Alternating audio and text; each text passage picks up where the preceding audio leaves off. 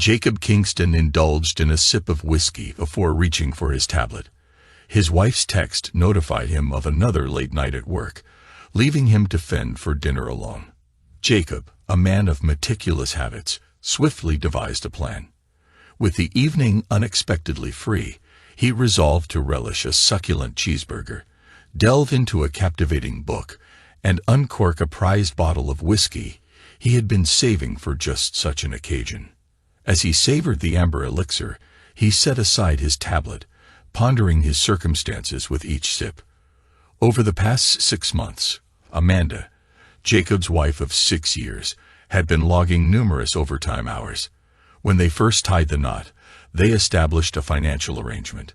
Both deposited an equal sum into their joint account for bills and vacations, while maintaining separate personal savings, checking, and retirement accounts inaccessible to each other. Amanda's fixed salary meant her income didn't rise with the additional workload, maintaining a steady amount whether she worked 40 or 60 hours a week. With their separate accounts, Jacob remained unaware of the extent of Amanda's overtime earnings. Their contributions to the joint account far exceeded expenses, resulting in a substantial surplus. Before their marriage, Amanda insisted on maintaining separate accounts, a condition Jacob accepted. When they met, Jacob's business faced turbulent times amid a sluggish economy. There were stretches when he chose not to pay himself, a plight familiar to many business owners where creditors often come before personal paychecks.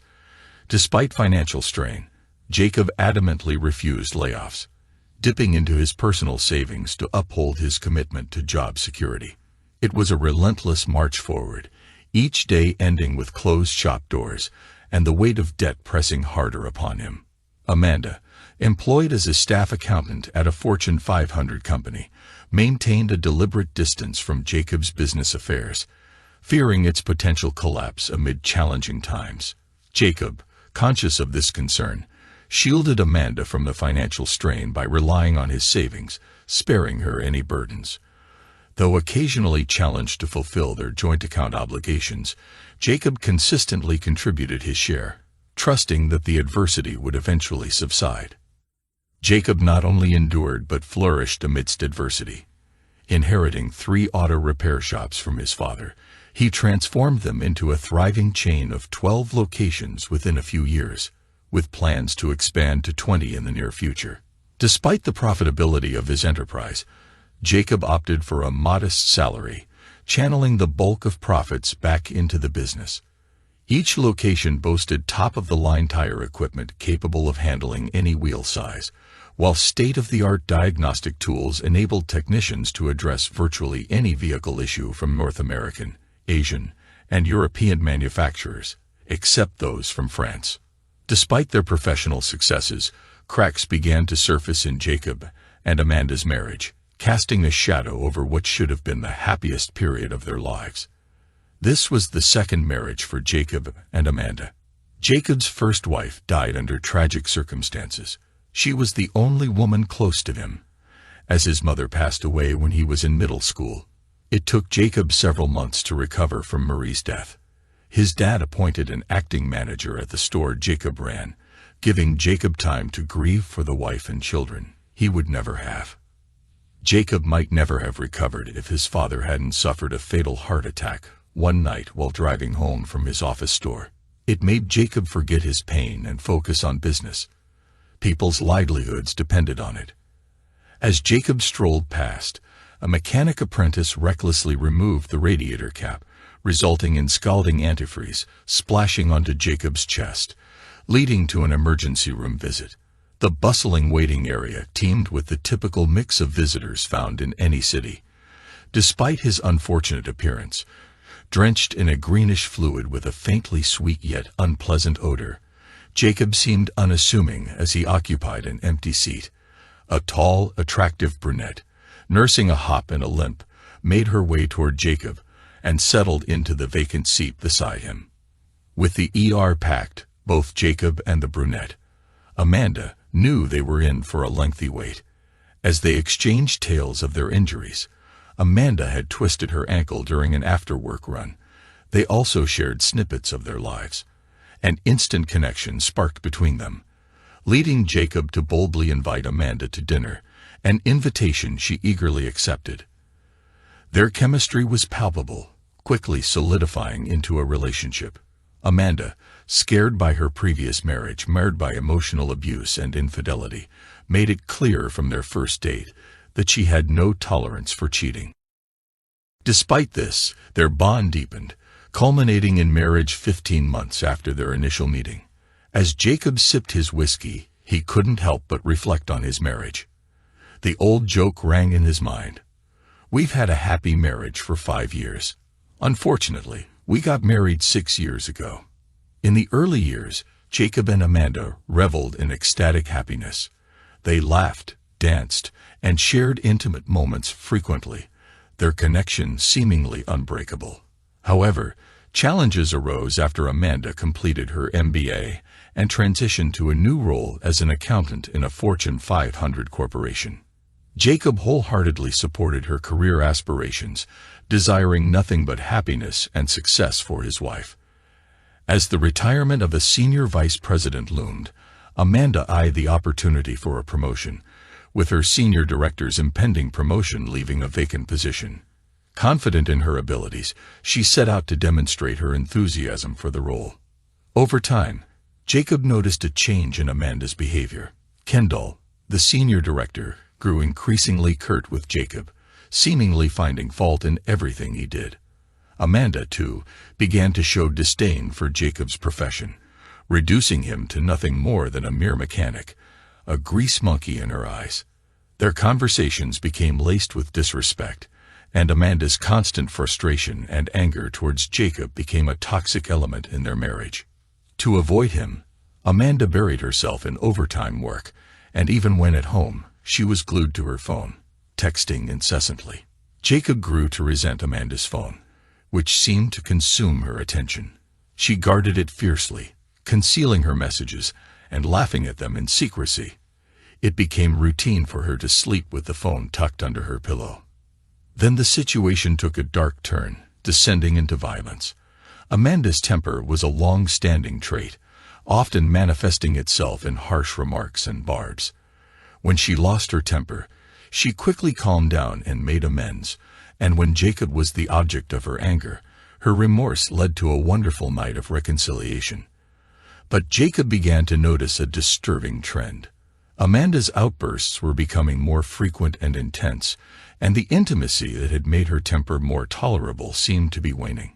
He worried about the state of their relationship. A month ago, amidst an argument sparked by Amanda over seemingly trivial matters, she crossed a line by slapping Jacob, an act completely out of character for both of them in their 6 years of marriage. The shock of the slap reverberated through Jacob to his core, leaving both parties stunned. Amanda quickly realized her mistake, offering apologies and pleading for forgiveness. However, the incident foreshadowed darker times to come. A week later, tensions escalated further when Amanda berated Jacob for not attending to the oil change light in her Audi. Despite Jacob's explanation that the car was entitled to free oil changes for the initial 3 years, Amanda's frustration boiled over, resorting to insults. Fed up with her behavior, Jacob decided he'd had enough.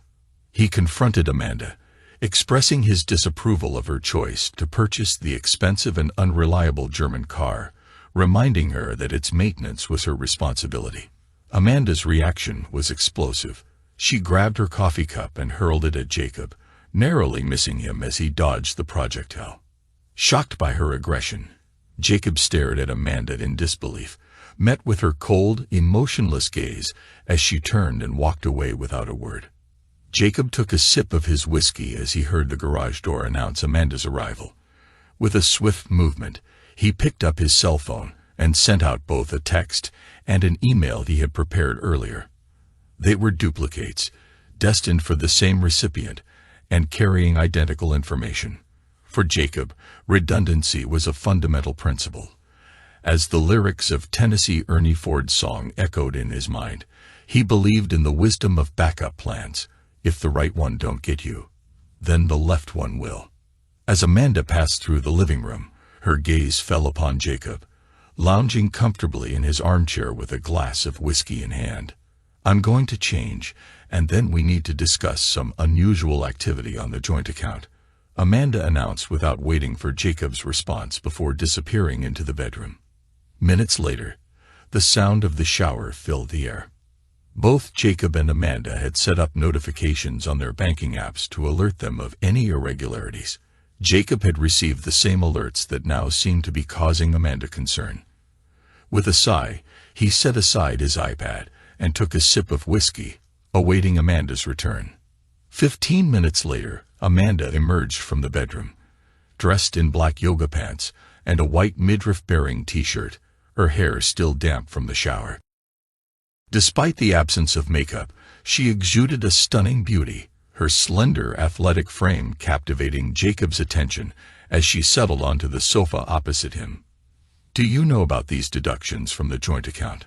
Amanda inquired, her tone carrying a hint of accusation as she held up her phone, displaying their bank's app with a significantly reduced balance. Earlier in the day, it had shown a balance of over $30,000, but now it displayed a mere $12. Jacob nodded in acknowledgement. "The $12,000 ACH debit to PDSC. That's Pendragon Security Consultants.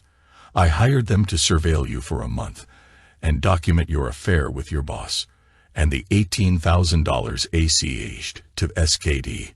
That was the retainer for Simmons, Kennedy, and Dixon, my divorce attorneys," Jacob explained calmly, taking another sip of whiskey as he observed Amanda's reaction. Tears welled in Amanda's eyes, her mouth opening and closing in a desperate search for words.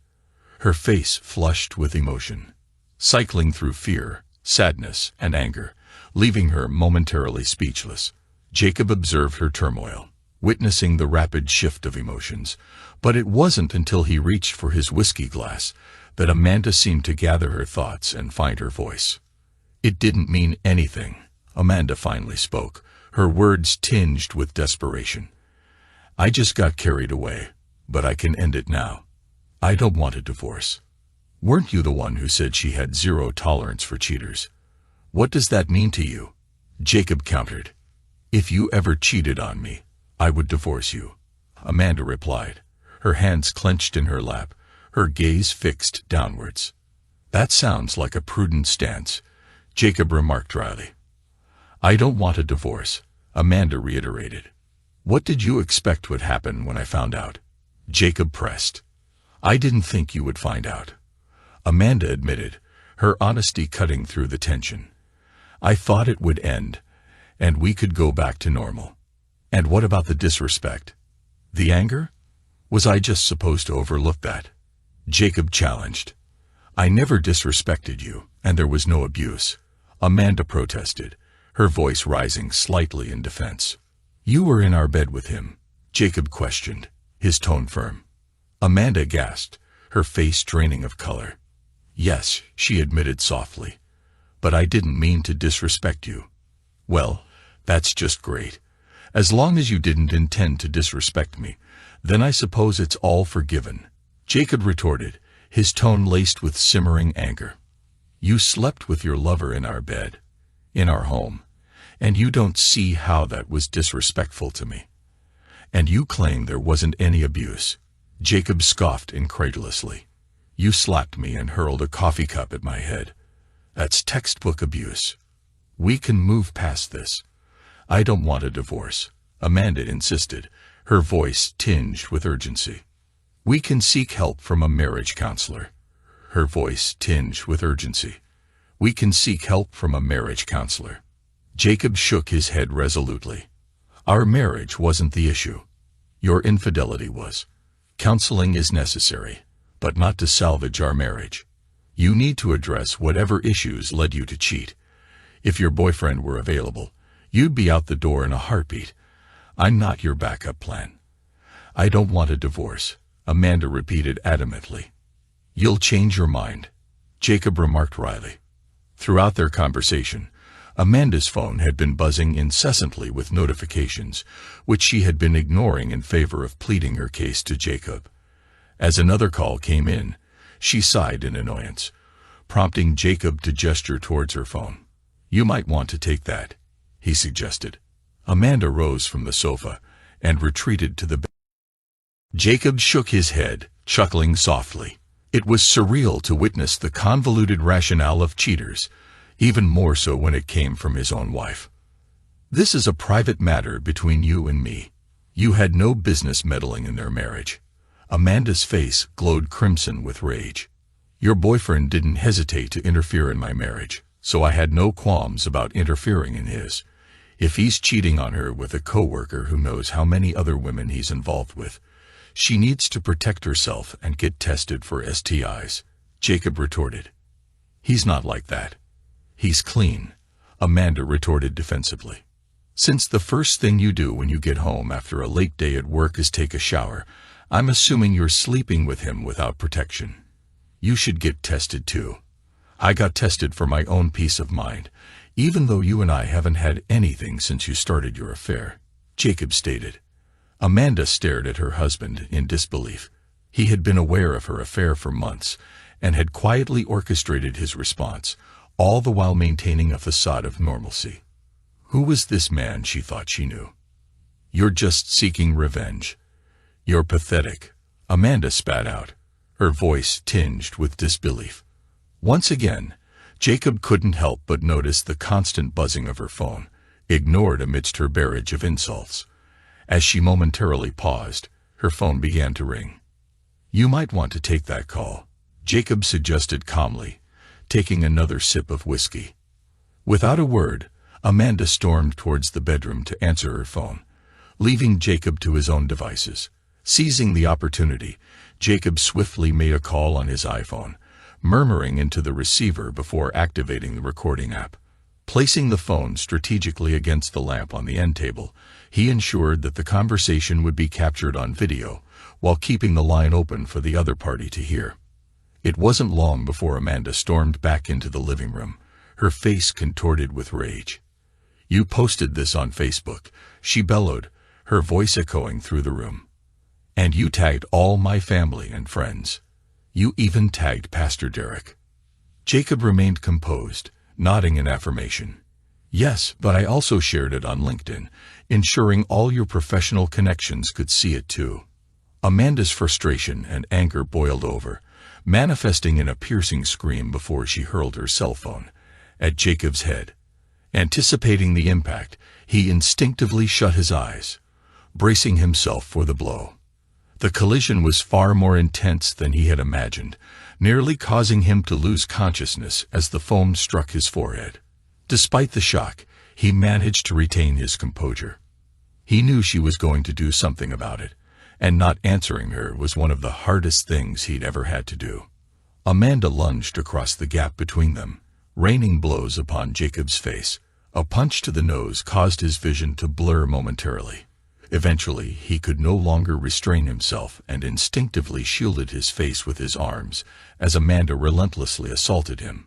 Amidst her screams of threats, Jacob's resolve reached its breaking point. Gently, he pushed her away and rose to his feet, putting distance between them with a loveseat. He silently prayed that the 911 operator he had contacted would dispatch help swiftly. True to his hope, a squad car arrived just minutes later, exactly as he had envisioned. Amanda's gaze bore into Jacob with venomous intensity, her mind racing with strategies to retaliate against him. Left, right, over the loveseat. Before she could decide on a course of action, the doorbell shattered the tense silence. "You should probably get that." Jacob's voice remained calm, devoid of emotion.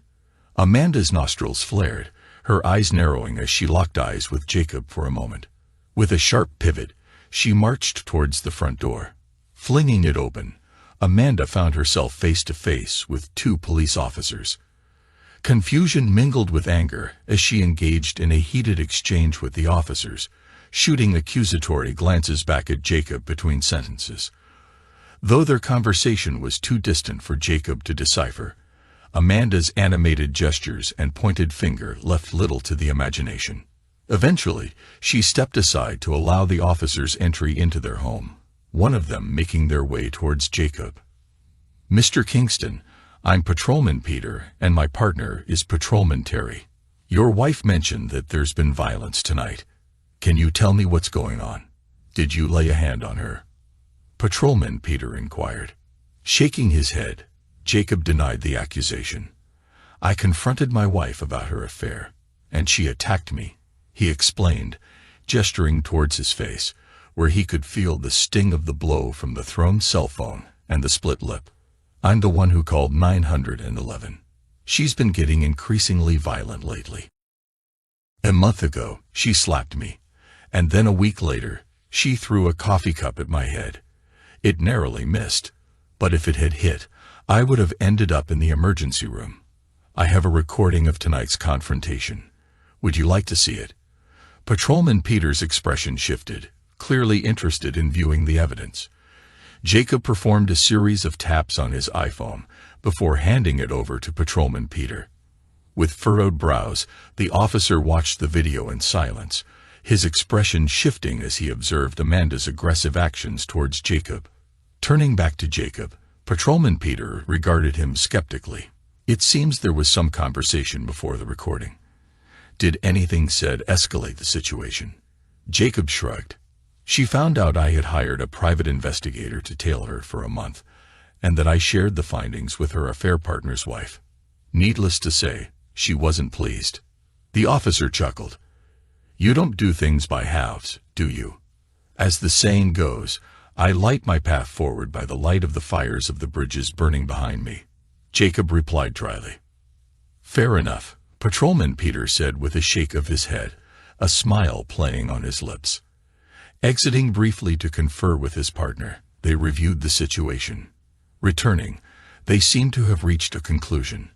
"We're arresting your wife for domestic violence and threats," Patrolman Peter informed Jacob. "I'd suggest getting a restraining order." As Amanda was escorted out in handcuffs, she turned to Jacob, tears streaming down her face, pleading desperately, "Jacob, please don't let them do this to me. If you've ever loved me, make them let me go. I'll be good, I promise." Jacob rolled his eyes, accepting a business card from Patrolman Peter. "My email's on the card. Send me the video," the officer instructed. As the squad car drove away, Jacob wasted no time in contacting his attorney, Frank Simmons. It played out just as expected. "She's been arrested and taken to jail. Stay calm, Jacob. If she shows up again, you know what to do," Frank advised. Exiting the courthouse the following morning, Amanda found herself accosted by a young blonde woman, seemingly nonchalant as she chewed her gum. "Excuse me," the blonde interrupted Amanda's path. "Are you Amanda Kingston?" Warily, Amanda confirmed her identity. "Yes. Who are you?" "You've been served," the blonde stated matter-of-factly, thrusting a manila envelope into Amanda's hands before turning to leave. "What is this?" Amanda called after her, her annoyance palpable. "Don't know, don't care," the blonde retorted, her voice fading as she walked away. "But I'd say you're probably screwed, whatever it is." Frustrated, Amanda tore open the envelope to find a petition for dissolution of marriage. "What a bastard," she exclaimed, her anger bubbling over as she turned to her parents for support. It had been a grueling morning for Amanda. Dragged out of her jail cell early, she had been relocated to a holding area within the courthouse, where she spent an agonizing hour before meeting with her attorney. With only one phone call the previous night, she had reached out to her parents, who had scrambled to find legal representation for her. Thankfully, they had secured a lawyer overnight, providing Amanda with some reassurance as she faced her hearing. The judge had set bail at $10,000, requiring her to either pay the full amount or enlist the services of a bail bondsman, and pledge real property as collateral, paying 10% of the bond. Additionally, a restraining order was issued prohibiting her from contacting her husband or visiting his residence or workplace. Arrangements were to be made through her attorney for retrieving her belongings from the residence. Initially, Amanda's lawyer objected to these terms, but withdrew the objection after being shown photos of Amanda's husband. Leaving the courthouse, Amanda's parents treated her to a stop at McDonald's drive-thru as a first order of business. Having been booked into Denton County Jail too late for dinner and roused early for her court appearance, she had missed breakfast. The previous night, Amanda had foregone dinner, opting instead to spend the evening in bed with her boss, Paul. Her plan to grab leftovers upon returning home had been thwarted. Reflecting on how she ended up in this situation, she remembered the moment her evening took a drastic turn. As she and Paul were spending time together, Amanda's phone buzzed, interrupting their moment of intimacy. Expecting a text from Jacob, she glanced at her phone, only to be met with a low balance alert from her bank. Logging into the bank's app, she discovered that their joint account was nearly empty, with 2 significant withdrawals totaling $30,000. A quick Google search of the pays yielded no results. Amanda considered the possibilities that could explain the depleted checking account. It could be a scam or a banking error, she reasoned, drawing on her intellect. Another possibility loomed, one she hesitated to entertain. Jacob might have discovered her affair and emptied the account in response, yet she found it difficult to believe. She knew her husband well. He was not one to shy away from confrontation. If he suspected her infidelity, he would have confronted her directly. Jacob Kingston was not the type to ignore such matters. Despite her certainty, Amanda found herself in a dingy motel room, lying next to her boss, grappling with doubts about her choices. Throughout her life, Amanda had found things coming easily to her. She was accustomed to being both the smartest and the prettiest girl in her class, though this often left her isolated from her peers who mistrusted her. Early on, she had learned to wield her attractiveness as a tool, employing it without hesitation. In her teenage years, she eschewed high school boys in favor of older, more accomplished men with stable careers. College was a repeat of high school. If she had trouble with her classes, she had affairs with professors. She graduated from college in 4 years with a finance degree. She considered law school but knew she wasn't a strong enough student. To Amanda, her affair with Paul Ramirez, the senior director she reported to, held no sentimental value. It was merely a means to an end. Her journey into infidelity had begun during her tenure at Chase Bank in her 2nd year, when she crossed paths with Anthony Cooper. Anthony, assigned to investigate possible money laundering activities, exuded a carefree demeanor that immediately piqued Amanda's interest. Boldly, she invited him for drinks, and by the end of their first date, they were in bed together. Amanda found herself enamored with Anthony. Within 2 months, they were cohabiting, and a year later, they tied the knot. Initially, married life with Anthony was blissful for Amanda. She adored him and was committed to ensuring his happiness. Together, they seemed perfect. However, cracks began to appear. After 4 years of marriage, during which they actively pursued starting a family, Anthony received an opportunity to attend a 4-week course conducted by alcohol, tobacco, and firearms.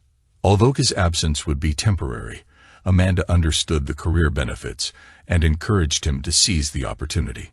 The first week without Anthony was manageable for Amanda, but as the days passed, her loneliness deepened. By the 2nd week, exacerbated by hormonal fluctuations, her yearning for Anthony intensified. As the 3rd week drew to a close, Amanda found herself teetering on the edge. Finally, in the 4th week, she succumbed to her vulnerabilities, agreeing to drinks with Bob Collins. Bob Collins, an ex-partner of Amanda's husband in the Denton County Sheriff's Department, had drifted apart from Anthony, though Amanda couldn't pinpoint the exact cause of their rift. Nevertheless, she agreed to meet Bob for drinks, harboring a vague hope of reconciling their differences.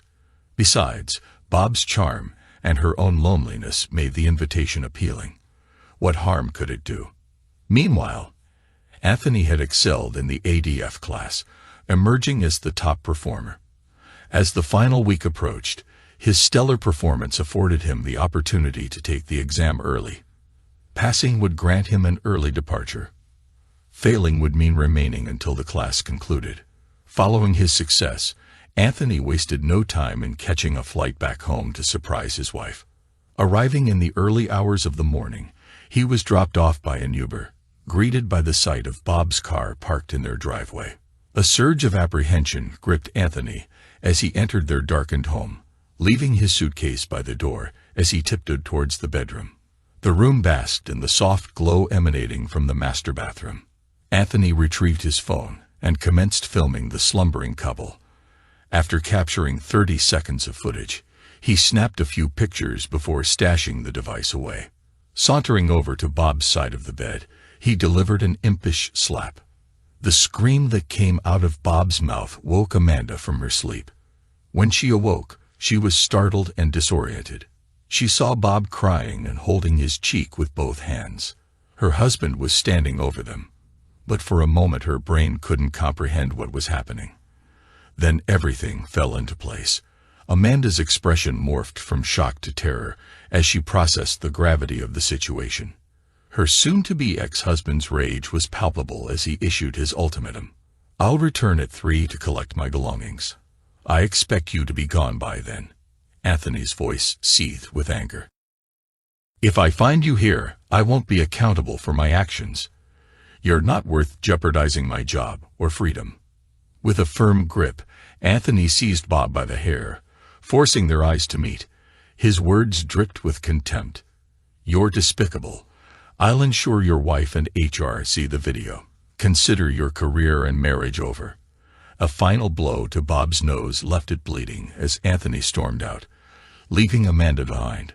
Reflecting on Anthony's devastation upon discovering her infidelity, Amanda felt a pang of guilt. Despite her attempts to reconcile, he remained resolute in his silence, initiating divorce proceedings. Her parents, wanting to comfort her, shifted the blame to her husband, portraying Anthony as the aggressor. In rewriting history, Amanda recast herself as the victim, portraying her departure as a brave escape from an abusive relationship. Anthony's confrontation with Bob only reinforced her narrative, further cementing her role as the hero of her own story. Amanda's encounter at Engstrom's department store in Dallas shattered the carefully constructed facade of her narrative. Standing face to face with her ex-husband, Anthony, Amanda felt a rush of emotions she hadn't prepared for. Anthony was accompanied by a striking woman, tall and athletic with fiery red hair, who appeared vaguely familiar. Amanda's heart skipped a beat as she noticed the pram by her side. "Hi, Anthony." Amanda's voice wavered as she greeted him. "Hello, Amanda," Anthony replied, his tone devoid of warmth. Amanda extended her hand towards the woman. "Hi, I'm Amanda. I used to be married to Anthony." "Oh yes, I've heard about you," the woman, Melissa Parker, replied as she shook Amanda's hand. A flush of embarrassment crept up Amanda's neck. "I'm sure you've heard mixed things. Some good, some not so good," Melissa responded evenly. "I'm Melissa Parker. I'm Anthony's wife. This is our son, Anthony Jr." Amanda glanced down at the sleeping infant, her heart aching with a mixture of longing and regret. "He's a beautiful baby. You're fortunate to be married to Anthony. He's a good man." Amanda managed to force a smile. "It was good seeing you again, Anthony." Anthony's gaze bore into her with a mixture of disdain and indifference as he swiftly led Melissa and their child away, leaving Amanda alone with her thoughts amidst the bustling department store. Days later, as Amanda tuned into the local evening news, she was startled to see the woman she had glimpsed with Anthony now gracing the screen as a news anchor. The pieces fell into place. Melissa Parker was the missing link. Amanda embarked on a Google search, revealing Melissa's burgeoning career in the media. Despite a twinge of jealousy, Amanda couldn't ignore the satisfaction of witnessing her ex's new life intertwined with hers. Night after night, Amanda battled conflicting emotions, her tears a testament to the inner turmoil. Yet, amid the emotional whirlwind, a familiar narrative emerged. Anthony was the instigator, wasn't he? His new marriage was bound to falter, wasn't it? With this consoling notion, Amanda tethered herself to reality, pondering the ramifications of divorce. After hastily devouring her Egg McMuffin, Amanda insisted her parents take her home, her determination unshaken. Ready to confront Jacob, she grappled with the impending upheaval. "That's not a good idea, honey," her father cautioned. "I need to talk to Jacob. I need to explain to him what happened. We can work through this, Amanda insisted. Ken, her mother interjected, concern etched in her voice. I don't think that's a good idea. The judge said. I don't care what the judge said. Amanda snapped at her mother. Just take me home. As they stood outside her front door, Amanda's impatience grew. She rang the doorbell, but there was no response. With each unanswered ring, her frustration mounted, culminating in a barrage of pounding on the door. Inside, Jacob made a quick call, keeping the security chain in place before opening the door. You're not supposed to be here. There's a restraining order to keep you away, Jacob stated firmly. I live here, Amanda countered. How can we fix our marriage if I'm not here? Jacob's incredulous gaze met Amanda's. Fix? I'm divorcing you. We're not fixing anything. I'm not going to stay married to a lying, abusive cheater. You need to get out of here, he declared, closing the door against her protests. Infuriated, Amanda continued to pound on the door, hurling insults and threats. Her parents joined in, their voices echoing her distress, amplifying the chaos. Open the door, Jacob, or I swear you're going to get hurt, Amanda yelled. Open the damn door, you dumb monkey, Amanda's father added, his frustration boiling over. I will put you down, boy. Jacob took a sip of his coffee, his expression a mix of disbelief and resignation as he reviewed the footage captured by his doorbell camera. The arrival of the squad car, the officer's approach, and the subsequent conversation with his wife and her parents played out like a surreal drama. As one of the officers rang the doorbell in the video, Jacob recalled opening the door and welcoming the law enforcement inside. After verifying his identity, the officer had inquired about the visible injuries on Jacob's face, prompting him to recount the events of the previous night. Last night I confronted my wife about an affair she's having. I hired a private investigator and have evidence of the affair, Jacob explained, gesturing to his bruised face.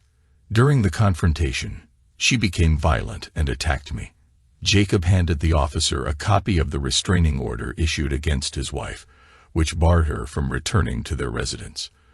Then, he showed the officer the video footage captured on his phone, depicting Amanda and her parents making threats at his front door. The officer watched the video with a shake of his head, his expression reflecting the absurdity of the situation. Well, this seems pretty cut and dried. Send me a copy of the video, he instructed, handing Jacob a business card. He then radioed for additional units, anticipating multiple arrests. Stay inside and watch the show from your phone. Do not exit your house until I tell you. Jacob nodded in acknowledgement, understanding the gravity of the situation unfolding before him as he prepared to navigate the aftermath of his wife's violent outburst. That's precisely how it unfolded. The officer called his partner over for a consultation, and they reviewed the video on Jacob's phone before approaching Amanda and her parents. The trio was informed of their arrest for trespassing and menacing, with Amanda facing additional charges for violating the restraining order. With the arrival of 2 more squad cars, the officers proceeded to arrest Amanda and her parents. Chaos erupted as Amanda's mother became hysterical. Amanda herself burst into tears and hurled curses at the officers, while her father attempted to intervene and was promptly tackled to the ground. Shit show was a rather tame way to describe the scene. Jacob wasted no time and immediately called his attorney, leaving the succinct message. Amanda and both of her parents were just arrested. I think I'm married into a family of idiots. Robert Klein found himself grappling with defeat and despair. The events of Friday night had left him, his wife, and their daughter in handcuffs, arrested for trespassing and making threats against their son-in-law. Spending the entire weekend in jail, they awaited their Monday morning hearing before a judge. Both Robert and his wife were slapped with restraining orders, commanding them to steer clear of Jacob's home and workplace. Meanwhile, Amanda had her bail revoked, due to violating the protective order and menacing Jacob, ensuring her prolonged stay behind bars. Although Robert and his wife managed to secure their release, Amanda remained incarcerated indefinitely. As he reflected on these circumstances, Robert couldn't shake the feeling of parental failure. Amanda, once his cherished daughter, had become a personification of entitlement and narcissism. Despite this realization, she still held a special place in his heart. Throughout the weekend, Nicole, his wife, shared a cell with Amanda. Their conversations were veiled in secrecy upon her release. Nicole's demeanor upon leaving jail hinted at a newfound determination, leaving Robert puzzled as to its source and purpose. Robert reached out to the attorney who had handled Amanda's previous arrest, only to learn that he was conveniently unavailable due to a coincidental vacation. Sensing a stroke of luck, Robert decided to seek legal counsel elsewhere. He scoured the yellow pages until he found an attorney willing to meet him promptly. Little did he know this impulsive decision would serve as a harbinger of trouble. Kenneth Campbell, the attorney Robert stumbled upon, hardly fit the stereotypical image of a lawyer. With a gaunt frame, receding hairline, and a face reminiscent of a bird of prey, Kenneth exuded an aura of opportunism. Robert couldn't help but recall a phrase from his distant literature studies, something about a lean and hungry look. While some lawyers resorted to flashy TV commercials or billboard ads, Kenneth seemed like the type to promote his services in less reputable establishments, perhaps even on Fox News. As Robert presented him with a business card from Amanda's divorce packet, Kenneth's predatory grin faltered into a scowl. Simmons, Kennedy, and Dixon.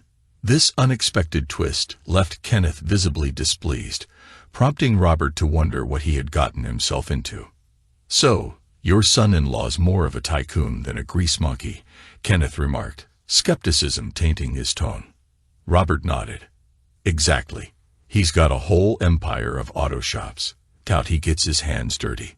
Kenneth refrained from further inquiries, opting to rely on his own research. He swiftly navigated to his computer and initiated a Google search on Jacob Kingston of Kingston Automotive. 12 thriving locations. Impressive. Looks like we've hit the jackpot. With a business like that, your daughter's divorce settlement could be substantial. And who knows, maybe he'll cover my fees too, Kenneth mused, his eyes gleaming with anticipation, metaphorically rubbing his hands together at the prospect of a lucrative case. "Go screw yourself." Kenneth stared at his cell phone, incredulous. After leaving a message with Jacob's attorney, Frank Simmons, who had just returned his call, Kenneth demanded an urgent meeting with Jacob Kingston and his legal counsel to discuss temporary spousal maintenance. Frank's response was brief before he abruptly ended the call. Fuming, Kenneth dialed Frank Simmons' number again, fully prepared to give him a piece of his mind about professional courtesy among colleagues in the legal field. "What part of go screw yourself did you not understand?" Frank Simmons had asked without greeting or preamble. "You want to play hardball? Then we'll play hardball," Kenneth said to himself as he placed his cell phone down on his desk. "Why didn't you inform me about the videos?" Kenneth's voice reverberated through the room as he confronted his clients. "I walked into that conference room, looking utterly foolish." Finally managing to reach someone at Simmons, Kennedy, and Dixon, Kenneth was greeted by a first-year associate tasked with scheduling a preliminary conference. It was made clear that Kenneth's clients need not attend this initial meeting. The entire conference proved to be a dismal affair for Kenneth from the moment he stepped into the law offices of SKD to his hasty departure. Each moment seemed designed to embarrass and undermine Kenneth Campbell, Esquire. It all started in the reception area, where Kenneth announced himself to the receptionist. It felt as though he would have received a warmer reception if a stray dog had suddenly morphed into a lawyer and strolled in with a briefcase. Redirected to a small conference room, he was left to wait, assured that someone would attend to him shortly. Kenneth seethed in the cramped room for what felt like an eternity after Carol's dismissive instruction to wait. When someone finally came to fetch him, it was a woman who appeared young enough to be a teenager. In Kenneth's eyes, she seemed no more than a child, and he couldn't help but underestimate her. Little did he know, Carol Dixon was a Yale Law graduate in her 30s, propelled by her natural talent and family connections to become a junior partner at her firm. Kenneth remained oblivious to her accomplishments, writing her off with a single glance. As Kenneth entered the conference room, He was taken aback to find Carol seated across from him. Her demeanor shifted from mild amusement to something more predatory as Kenneth outlined his client's demands. However, his shock turned to bitterness as Carol swiftly dismantled his arguments. "They have evidence of your daughter's violent behavior, violations of the restraining order, and even death threats from you and your wife.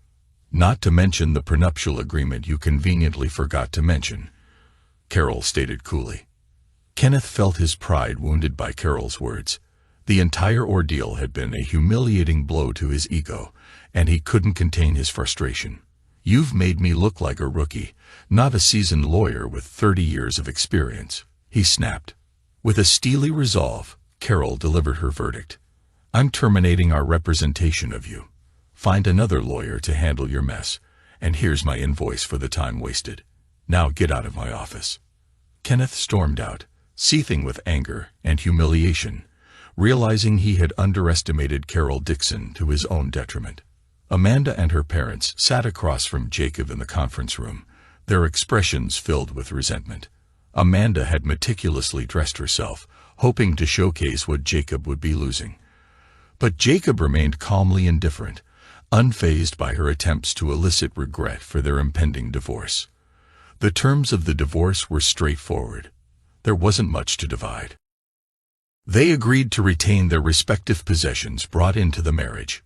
Jacob, having bought the house prior to their union, would keep ownership, a decision Amanda interpreted as a lack of commitment. Jacob, on the other hand, saw it as a prudent safeguard against uncertainty. In hindsight, both perspectives held some truth.